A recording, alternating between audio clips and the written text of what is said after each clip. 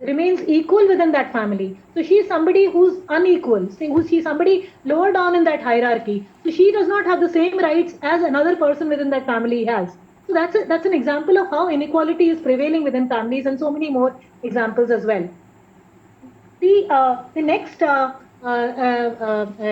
reality check that I talk about over here is that, and this is something which I have particularly looked at over here, is media and the mythical powers, which is what I refer to it as. Because we are seeing over here that as families are within home, there is a lot more television viewing which is also happening. And many of you are aware about the fact that what is the kind of values that are being propagated through the soap operas that are being shown. You just pick up any particular channel, you pick up Star News or something like that.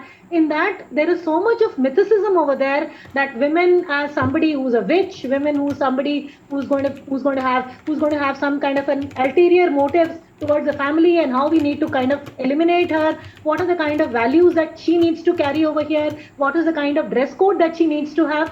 So the reason I'm saying that is that somewhere or the other, media has a lot of impressionable value for people. Media can actually influence people in a very great measure. And when media is actually when media is actually propagating these kind of values through the various programs that it is showing, we are actually trying to say that this is reality and not what you are probably studying in a textbook or what you are learning otherwise. Because this is what you're supposed to be, this is how you're supposed to dress up, this is how you're supposed to carry out your domestic chores within the home. We have seen that how the domestic chores have increased suddenly within the family, with everybody there being there within the family for all the while. And and then there's this domestic burden largely lying on the women only. And this is something which is again reinforced through the soap operas that we see. So this is again the notions that we are creating of how a woman should be, how a man should be, how children should be conducting themselves. And whenever somebody is found to be found to be conducting themselves in alteration to this, then they are witness to violence. Or if they are even challenging this, even if they are attempting to challenge these notions which are so culturally embedded, if they're trying to challenge these notions, again they are seen as somebody who is somebody who is a rebel, somebody who needs to be taught a lesson, and so many other things of those kinds which are happening. So this is another thing that we need to really look at. And how do we really, because maybe some of you are already aware about it, but on television, which is the most viewed media right now, because cinema theaters and everything is closed, television soap operas do not require any kind of censoring. So this is something that I have gone through in great detail, and I realized this thing that they have to be their own censors.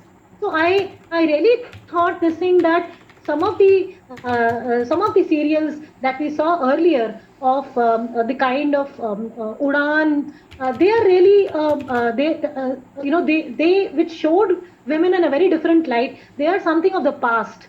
They are not something which we are seeing today at all. Any news channel, in fact, I was telling somebody that you even look at a Cartoon Network, any cartoon program, that is probably better to watch as compared to any soap opera.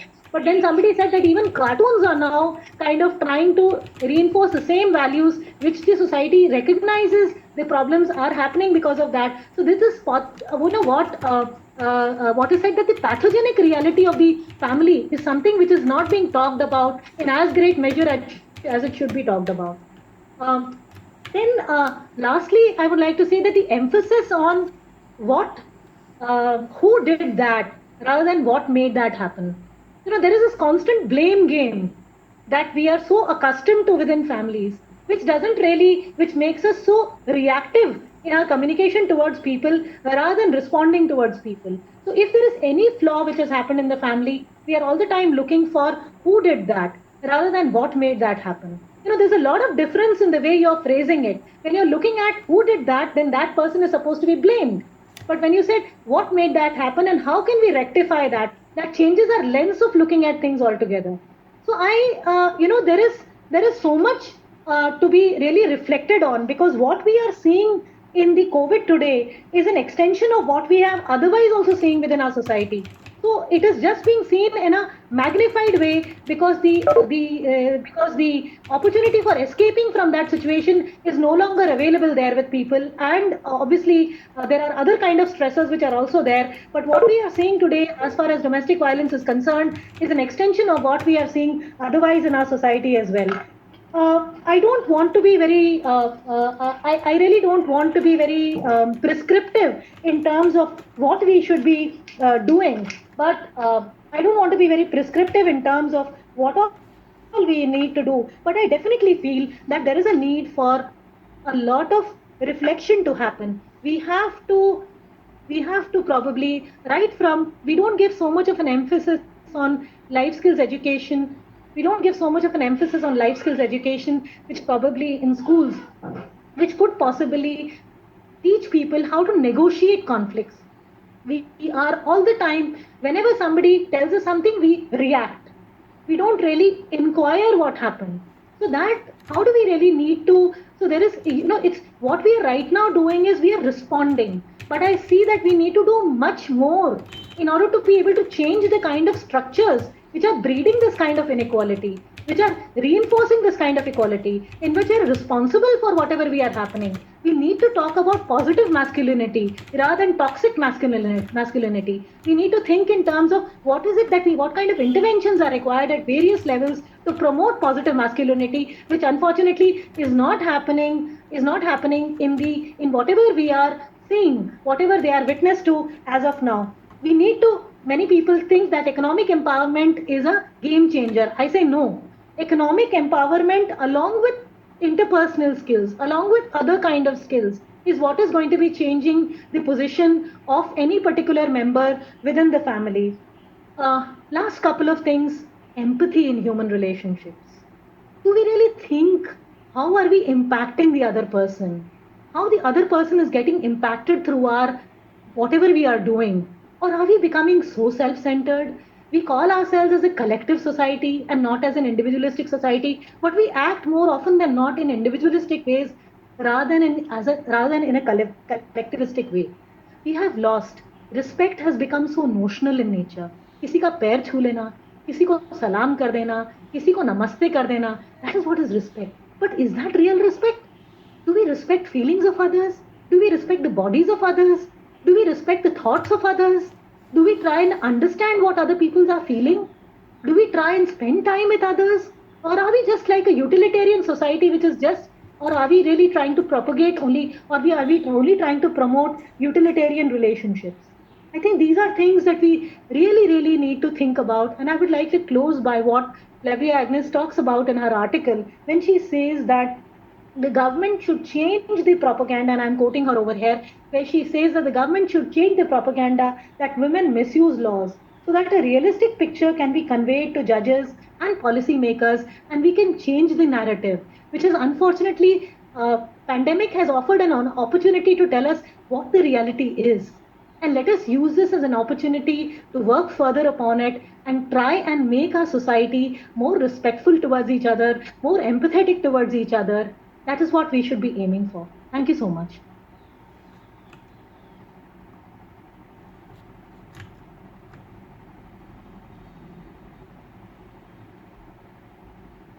Thank you, Professor Neelam.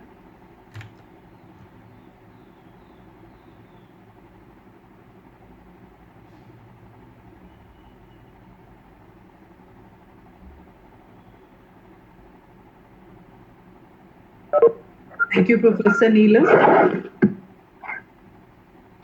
Can you hear me? Yeah. Thank you, Professor Neelam. Yeah. Thanks for your very interesting talk.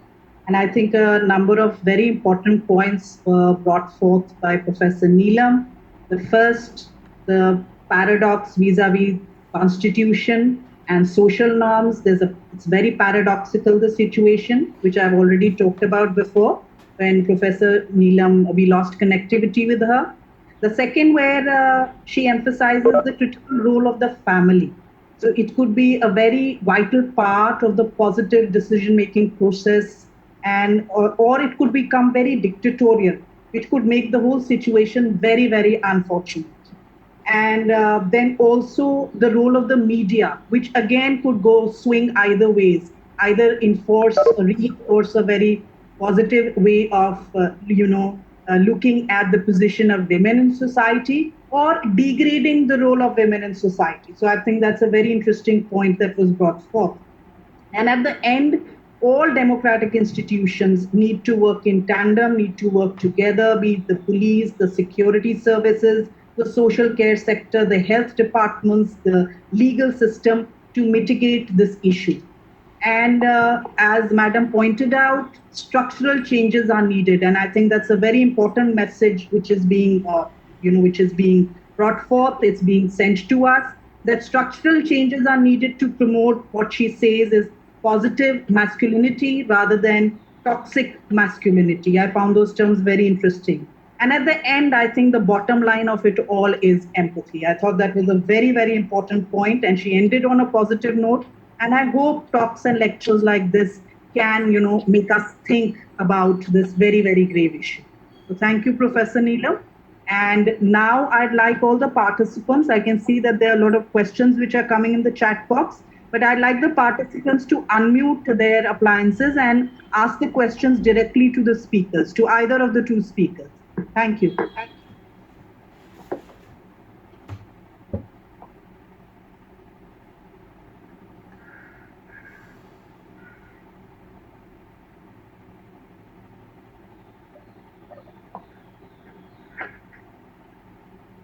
There are certain questions in the chat box. If you permit, I can take those up till people prepare themselves.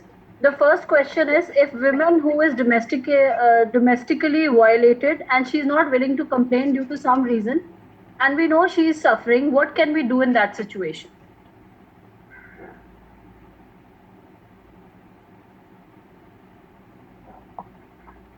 Monica, would you want to answer this question, or should I answer it? Ma'am, I'll answer it. Yeah. So if we know about a woman who is being violated and being abused in her domestic household, so what we can do is, like, we can convince her, we can talk to her and make her understand that reporting it would be helpful. If at all she is not ready to report, we can also report, and rest the authorities will take it up. I need to answer this. I'd like to add on something to what Monica has said. That basically, when we are talking about, we need to understand that what are the reasons why the woman is not wanting to report. Because if you look at literature also, it also talks about the different reasons because of which women do not choose to report. One, there is a fear of lack of acceptance from the families, and I'm citing these reasons which have come out in literature. There's lack of acceptance from the families. There could also be the fear of humiliation from the stakeholders. The third reason which has also come out is the fear of retaliatory escalation of violence. Now we need to understand that what is the possible reason why the woman is not reporting, why the woman is apprehensive in reporting. Because nobody wants to be violated. Nobody wants to be beaten up. No human being, I believe, wants to be beaten up or wants their dignity to be trampled upon. But there are reasons why they choose to live in a violent relationship. So are they the cultural norms? Is it familial pressure? Is it the fear of retaliation? Is it the fact that they are finding themselves alone in terms of navigating the process? The process seems very complicated for them. So we need to understand that, and then our response to them should be dictated by that. Let us first understand what are their apprehensions. Because हम ये कहते हैं कि हम कभी भी अपने आप को client के ऊपर थोपना नहीं चाहते. We never want to take the agency of the client away from them. We don't want to take the agency of that client away from her till the point of time that the client has the ability to be able to exercise that agency. Because when it comes to small children, they may not have the ability to be able to exercise their agency. But when we are talking about adult women, we believe that they have the ability to exercise their agency. And if there are reasons for us to believe that they are being hindered from exercising that agency, then we need to take the cudgels. Otherwise, we have to keep on communicating with them so that they are able to feel more comfortable in being able to express what they are experiencing, or they are able to negotiate the relationships in a better manner wherever they are located. Thank you so much, Professor Neelam.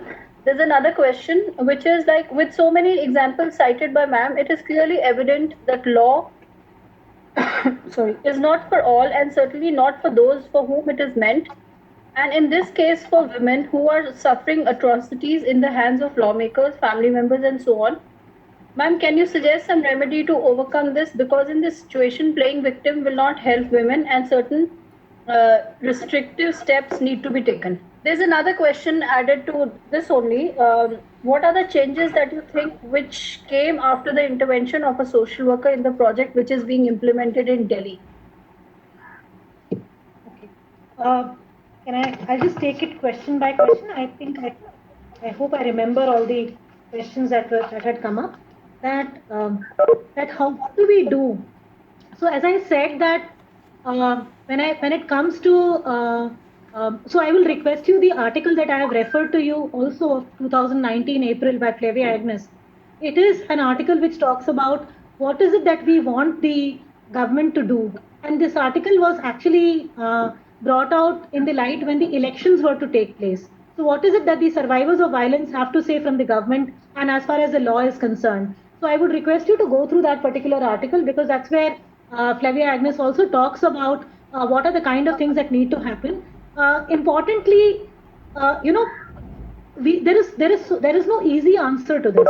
See, people who are dispensing justice, whether it is the judiciary, whether it is the police, the people, or even for the doctors who are conducting the MLCs also, let us be mindful of the fact that they themselves may also be encountering with violence within their own spheres.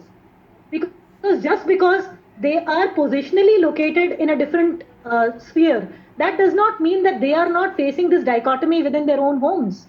And I can say that very confidently because one of my own students, my own PhD students, has done a research on gender and women police officers experiencing the connect between the experienced and the expressed, where she had tried to understand that the women police officers who are entrusted with this responsibility of dealing with survivors of matrimonial violence in a more empathetic manner, dispensing justice to them, what are their experiences within the private realm. And that research hopefully should be available on Shodhganga very soon. And if you go through that research and the narratives that have come out in that research, they are showing the kind of experiences that the police officers have experienced. I just quote one particular thing which struck me the most from that research, and there are others also. When a police officer who got married and went to her matrimonial family, she was subjugated to a lesser position as compared to the other daughter-in-laws. And the reason that was given for that was, ये थानेदार नहीं होगी, ये वहां की, यहाँ तो ये बहू है और इसको मैं अपने पैर की जूती बना के रखूंगी. Now it's a very profound statement which talks about what is it that we sometimes believe, that placing women in positions of justice or in placing women in positions where they are, we believe that having women in Mahila courts, having women in police stations, that is going to resolve the problem. But let us also try and address the kind of difficulties that they themselves are also going through, because they themselves are in need of support. When my scholar was conducting this research, so many police officers broke down. They had never talked about the kind of experiences that they had gone through in their own families. But because they are also human beings, they are also a byproduct of the society. So we need to work with the people who are entrusted with this responsibility of justice delivery, and we need to understand what are the kind of positionalities that they are coming in from, and where are those positionalities emanating from. And so therefore that needs to, and that's why I said that a structural change is very much required. Coming down to the other point of how we can actually so what some people have said is that right now there is a lot of burden on the courts, because there is Mahila courts under the PWDVA Act. Those Mahila courts, they are taking a lot of time. Within 6 months, they are supposed to dispense the justice, they are supposed to pass the orders, but they are not able to do that for years. Sometimes it goes beyond years as well, that they are not able to pass those orders. It is attributed to the flooding of cases, and there being limited number of people who are posted in these positions. So that is one of the recommendations which has come out, that there is a need for having one, more sensitive response, and two, definitely there is need for more services, more courts of this kind also, so that justice can be dispensed. But unless and until the mindset changes, unless and until this mindset changes, that women, that family is a unit of nurturance. It may be for some, but it is not so for others. So that mindset has to change, because when we keep on hearing this narrative that women are misusing the law, then sometimes even people in higher judiciary have also used these narratives for refusing to listen to the pleas of women. And sometimes women who have gone through severe violence also, they may also not get the kind of justice that they are looking for. So that is something which is required. The second question which was there, that what kind of an impact that we've been able to bring about through this particular project. So it is not a question that I can answer in a very simplistic way. It differs from case to case. But as I said, that we are offering psychosocial legal support to survivors of violence. So as I said, in the case that I just narrated, we were able to get an FIR done in that particular case where there was severe violence. We have been able to restrain the entry of the husband into the household till this point of time, because we know that the husband, the moment he enters over there, there is going to be more violence. We are trying to ensure that there is some kind of a action which takes place on the FIR which has happened. We've also tried to ensure that because this woman was completely on bed, how do we to get the kind of relevant support available for her, because she has 4 children, so that the care of the children does not get compromised. So we have linked her up to the local Anganwadi, so that the necessities of services which are required, which is also a psychosocial intervention, because psychosocial intervention also entails if there are material needs that the families have and which they are unable, because she was working as a domestic maid, now with both her legs gone, she's not able to move out. So how are we trying to connect her with other services, trying to get her double ration? We've got her an e-ration coupon so that she's able to get those basic necessities available for her. And in every case, it is varied. In some cases, if there is a house which is where there is a separate floor and the case hearing is pending, we have been able to negotiate for giving a separate floor to the women, so that till the time that an order is passed, we are able to ensure some kind of safety for the women. So every case, there is a different kind of because we follow the principle of individualization. We never say that what works with one will work with another. So if we try and understand what are the kind of needs that the client has, what is the kind of strengths that the client has, what is the kind of support system that the client has, based upon that, through an interactive process, we try and see what will work in the best interest of the client. Thank you so much, ma'am. There's another question, which is, what are the there are many domestic violence cases in India, but most of them are not registered. What do you say about this? Situation everywhere, I guess. Would Monica like to answer? Is Monica there? Have we lost Monica? No, ma'am, I'm here. Yeah. Monica, you want to answer that question? Yeah. So it's true that there are number of cases which are not being reported and not being registered. The point is, बहुत बार cases report इसलिए नहीं होते हैं, registered इसलिए नहीं होते क्योंकि जैसा कि हमें पता है कि बहुत सारे कॉन्सिक्वेंसेस है उसके साथ। जैसे कि नीला मैम ने भी बताया, काफी सारे कॉन्सिक्वेंसेस होते हैं, हमें वो देखने की जरूरत है, समझने की जरूरत है। और मोस्ट ऑफ द टाइम्स कोई भी स्टेप अगर एक सर्वाइवर ले रही है, कोई भी एक कंप्लेनेंट एक स्टेप ले रही है, तो बहुत चांसेस होते हैं कि बैकफायर कर जाएगा। बहुत सारे जो हमारे सोसाइटल नॉर्म्स है उससे उसे लड़ना पड़ेगा, और जिसके लिए वो तैयार नहीं होती। और पुलिस जो हमारी एजेंसी है वो भी कई बार क्योंकि बहुत ही इनसेंसिटिव होती है, तो इतना इम्पोर्टेंस वो नहीं देती है कि मतलब उनको लगता है कि ये घर का मामला है, घर में ही निपट जाने दो। तो ये एक बहुत बड़ा रीजन है जिसके से वो कन्विंस कर देती है सर्वाइवर्स को कि वो केसेस रजिस्टर ना करे, और क्योंकि इसके बहुत सारे रिपरकशंस हो सकते हैं। फॉर एग्जांपल लंबा जो एक जुडिशियल प्रोसेस है, लिटिगेशन का प्रोसेस है, वो जो उसके साथ आने वाले फ्यूचर अनसर्टेनिटीज होंगी, फ्यूचर की वो फाइनेंशियल अनसर्टेनिटीज होंगी, वो तो ये सारी चीजों को मिलाकर एक रीजन बनता है कि केसेस रिपोर्ट ना हो या फिर रजिस्टर ना करवाई जाए और मीडिएशन करा दिया जाए, कॉम्प्रोमाइज करा दिया जाए. I want to add on a little bit to it further that कई बार हमारे systems इस तरीके से हैं और कोर्ट की भी कि पूरा का पूरा emphasis जो है, जो मैंने आपको फ्लैवी एग्नेस के उससे भी बताया कि emphasis है reconcile कर लो, किसी तरीके से reconcile कर लो, because family as an institution is considered to be sacrosanct. तो कई बार इतना ट्रॉमेटाइजिंग होता है women के लिए कि वो बार बार जो है वो they are repeatedly having to go through the same kind of process, they are having to go through similar kind of counseling sessions. तो हम लोगों को इसको लेकर के we really need to take a stand that हमने ऐसा किया कि जैसे दिल्ली के अंदर there are now we are working as social service units at the police station, then we have crime against women cells in the at the district level also. So what we have tried to say is that if a woman survivor was reported violence has been through a counseling process at the police station, then she should not be compelled to go through that similar process at the crime against women cell.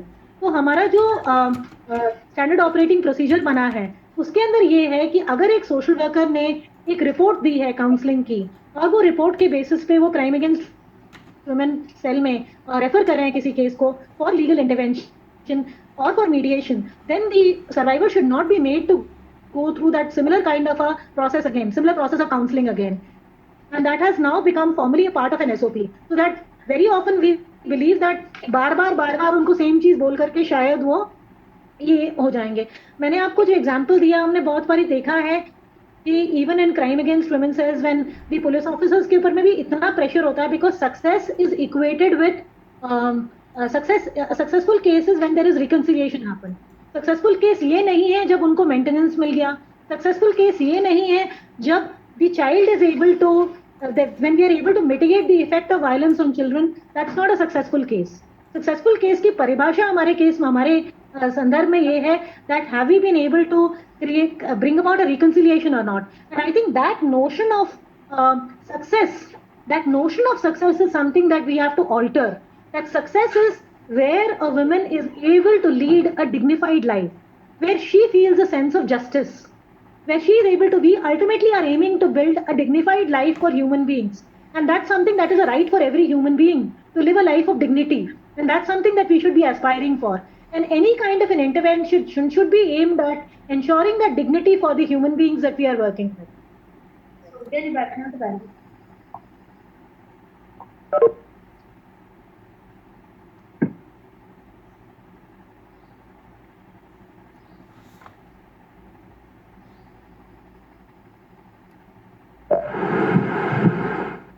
Certainly a great role to play and has to be responsible. By showing violence in these soap operas, the violence actually is being normalized in the society. We had soap operas like Shanti as well, so progressive and ahead of time.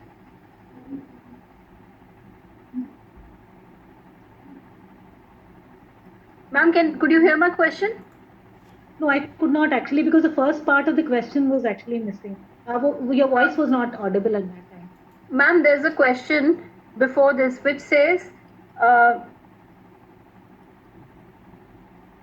Professor Neelam pointed dictatorship society. My question is that at what extent male dominated society is responsible for the violence, especially domestic? And the second question is, right said ma'am, media certainly has a great role to play and has to be responsible by showing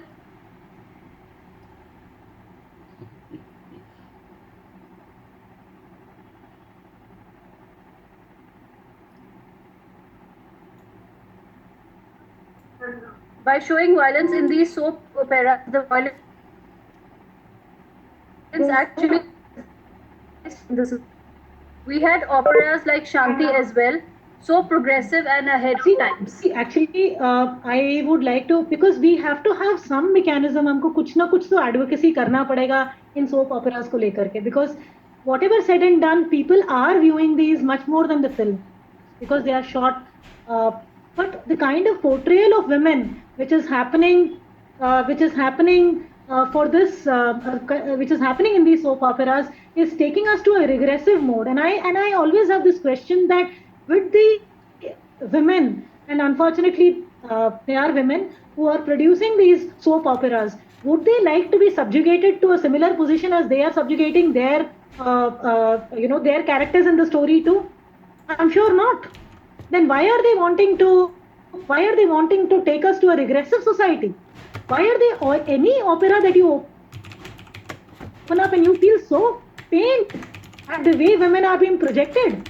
कि एक दूसरी शादी करा दो तो ये हो जाएगा, ये हो जाए. So it's like it's something you can't watch it beyond a moment. And then unfortunately we have a large section of population which is very gullible, which will not really apply their critical thinking and which will actually take this to be true.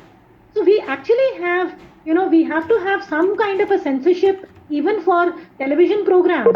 There has to be some kind of a censorship which Prasar Bharati, I don't know how it is going to come out, but some kind of a censorship guidelines have to be there which Prasar Bharati has to apply so that we are able to show the people the kind of our vision for a society. Because there is currently a disconnect. हम बच्चों को school में text books में बोलते हैं equality की बात करते हैं, एंड यहाँ पे हम जो दिखाते हैं, जो हम उनको तस्वीरें दिखाते हैं सोशल साइंस के टेक्स्ट बुक्स में या दूसरी टेक्स्ट बुक्स में, we show them a very different picture, but when they come back and see the reel, they see something different. So there is something that we need to really do in order to be able to censor these television programs. And I think as academic institutions, if somebody can take on that particular role, or at least departments of media studies, if they can take on this particular role, that is something which can actually play a very, very significant role to play. हम बालिका वधू जैसी films का दिखाते हैं, serials जिसके अंदर जो protagonist है वो सबकी सेवा कर रही है, and it is being, the person is being really is being revered for that. I think these kind of a projection of women, I think is kind of taking us several years behind. That is one of the things that I definitely want to say. And I think the first observation that my esteemed colleague has made, I think we are all aware about it, that when we talk about right to equality, how can right to equality only be there in the public sphere and not there in the private sphere? We have to bridge this dichotomy between the public and the private. In the public sphere, all of us are saying equal wages for women and men. We are talking about equal rights for men and women. But when it comes to the domestic sphere, we want different. We want to have different kinds of norms to apply. Why? Why do we want to live in this dichotomous society? Why do we want to live in this kind of a duality? Because it serves our interests. Because it serves our interests. So we have to question. We have to challenge people into changing the way they are looking at things. And people have to be brought out of the sense of complacency and taking things for granted and challenging them, engaging people in a discussion without confronting them, but helping them to look at new perspectives, helping them to look at how as Kamala Bhasin also says this thing, that patriarchy not only harms women, it also harms men, because it is actually denying the women, denying the men the right to be, right to love, right to care for people. So when she says that, उनका एक line है कि society में भेद बनाया है, भेदभाव नहीं बनाया है. So I think that is something that भेदभाव तो हमने बनाया है, भेद है सोसाइटी के अंदर लेकिन भेदभाव नहीं. Thank you so much, ma'am. Ma'am, last two questions and then we end up because we are running out of time. Can you please give ray of light on the solution of the existing problems related to it, an action plan for what we can do as a student? And the second question is, my question after listening to both the speaker extensively is that in India, is India becoming a lawless state for a specific gender? Or are we going back to a period where women were materialized and used as commodities, especially in poverty-stricken part of our society? Do you agree? This was the last question. See, I can't agree less with what the last thing that has been said, because it is actually happening. There is commodification of women which is happening. Women are being subjugated to a secondary position. We keep on talking about, very often says that beti bachao, beti padhao, beti bachao. The intent is very good. लेकिन क्या हम पढ़ाने से और economic engagement करने से क्या हम बाकी चीजों में वो बदलाव लेकर के आ रहे हैं? Or are we only working at a particular level and not working at the norms level? We are a culture of convenience, I say that. We are a society, we follow a culture of convenience, जहाँ पे जो चीज हमको suit करती है वो हम उसको अडॉप्ट कर लेते हैं, बाकी चीजों को हम छोड़ देते हैं. So I think that is something that we have to keep on. So I see this thing that, what is the ray of hope? We have to keep working. We are working. जब भी हम कोई भी हम police personal से भी बात करते हैं और जब उनका ये होता है कि मैम रह सकती है घर के अंदर, तो हमारा सवाल कई बार उनसे ये होता है, और हम मैं आपको रियलिटी चेक इसलिए दे रही हूँ क्योंकि ये रियलिटी है. तो वहां पर हम उसको कन्फ्रंट नहीं करते हैं. तो फिर मैं उनसे पूछती हूँ, अच्छा सर, अगर आपके घर में ऐसा हो रहा होता तो आप क्या करते? आपके आपके मन में क्या चीजें गुजरती उस समय पे? आप क्या कहना चाहेंगे? क्या आपको लगता है ये सच में सही है? तो I am trying to engage these people in a dialogic process rather than trying to preach them कि जो आप कर रहे हो वो गलत कर रहे हो. बिकॉज मुझे लोगों को अटैक नहीं करना है, मुझे उनके साथ में ही मिलकर के काम करना है. एंड लोगों के साथ में मिलकर के ही हम उनके विचारों को बदल पाएंगे. लोगों को हम अलग थलग करके उनके विचारों को नहीं बदल पाएंगे, लोगों को कंडेम करके हम उनके विचारों को नहीं बदल पाएंगे. तो मैं यही सोच रही थी कि जितने भी when I was doing some sessions at Delhi Judicial Academy also, and people who used to say कि लोग victim compensation के लिए cases दर्ज करते हैं, तो मैं ये बोलती हूँ कि क्या आपको लगता है कि जब पॉक्सो के अंदर, तो मेरा उनसे सवाल ये होता है कि क्या आपको लगता है कि अभी भी सोसाइटी के अंदर सेक्सुअल असॉल्ट को रिपोर्ट करना इतना आसान है? Probably that may be happening in 1 in 100. If it is happening in 1 in 100, do we condemn all the 99 people? How do we need to really deal with exceptions as exceptions? And also, जब हम बाकी cases में हम majoritarian view से जाते हैं, यहाँ पे हम क्यों माइनॉरिटी को रूल मान लेते हैं और मेजोरिटी को इग्नोर कर देते हैं? So, ma'am, there's one comment which is that gender stereotypes should be eliminated from the base level, first from the textbooks. This is just a comment. नहीं, टेक्स्ट Now बुक्स में तो over to बहुत Dr. सारा Namita. एगैलिटेरियनिज्म आ गया है. Text books में तो बहुत सारा एगैलिटेरियनिज्म आ गया है, लेकिन हम लोग जो दूसरे इंस्टीट्यूशन हैं, जैसे मैंने कहा इंडिया इज एन इंस्टीट्यूशन, वहां पे हम उस एगैलिटेरियनिज्म को प्रोजेक्ट नहीं कर पा रहे हैं. अगर हम टेक्स्ट बुक्स में देखें तो बहुत सारी चीजें बदली हैं, लेकिन मैंने वही कहा ना, text book versus the reel. हम बच्चों को सिखा कुछ रहे हैं, दिखा कुछ और रहे हैं. That's true, ma'am. That's why we need to Over really to Dr. Namita. Yeah, we have just 3 minutes to wind up the meeting, otherwise it will be over. And it will be incomplete without we thank everybody who participated. I'll start by thanking to our Vice Chancellor, Professor Rajkumar, who has continuously motivated us to organize such programs even during this COVID. I'm thankful to Professor R.K. Singla, our Dean of University Instruction, for his kind consent to preside over this webinar. Thanks are due to both our resource persons, Professor Mudra and Ms. Monica. I think we had a very good deliberations and lots of questions have been raised. You shared your field experiences, and I think we have to break that silence. This is high time that everybody has to break that silence. I'll fail in my duty if I don't thank my co-organizers, Dr. Parabal Sidhu and Dr. Monica Munjal Singh. Without both of them, it would not have been possible. We thank all the participants from various universities and institutions who have come from various institutions across the country for their participation. Your kind presence and active participation made this event meaningful. I again thank you all, and stay safe, stay healthy. Thank you so much.